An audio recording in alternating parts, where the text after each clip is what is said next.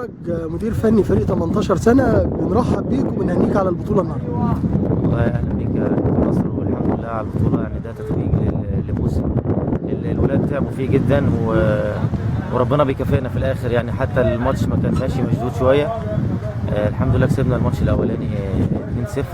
المفروض نبقى اعصابنا هاديه الشوط دوت او الماتش 90 دقيقه ديت، بس الولاد شدوا نفسهم. انت عارف الاسماعيلي والقناه دايما بتبقى هو الديربي ده معروف يا كابتن. بتبقى ماتشات فيها شد عصبي شويه. دخل فينا جون.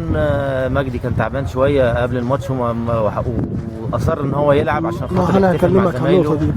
الحمد لله الولاد مسكوا نفسهم، وتغييرات الشوط الثاني كان قدر الحمد لله الحداد نزل ويجيب جون الحمد لله، وخدنا البطوله وعقبال كل سنه ان شاء الله. ان شاء الله يا كابتن. يعني معلش هنرجع بقى ورا كده شويه، طريقك في البطوله.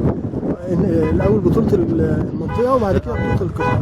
احكي لنا برضك على يعني هو طبعا انا مش متذكر قوي كل حاجه دلوقتي. يعني كنت ملاقي صعوبات في بطوله المنطقه.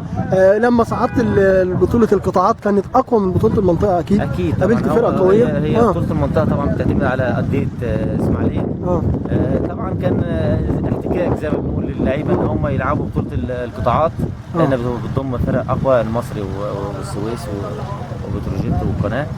فالحمد لله برضو قدرنا ناخد بطوله المنطقه وعملنا ماتشات كويسه اللعيبه، وبعد كده دخلنا مجموعه دوري القطاعات، كان مجموعتين، والحمد لله تصدرنا وطلعنا الاول على انديه المصري والسويس. وكان النادي قناه في المجموعه الثانيه طلع اول، وكانت نتيجه دوت ان احنا نلعب ماتشين، ماتش عندنا وماتش عندهم.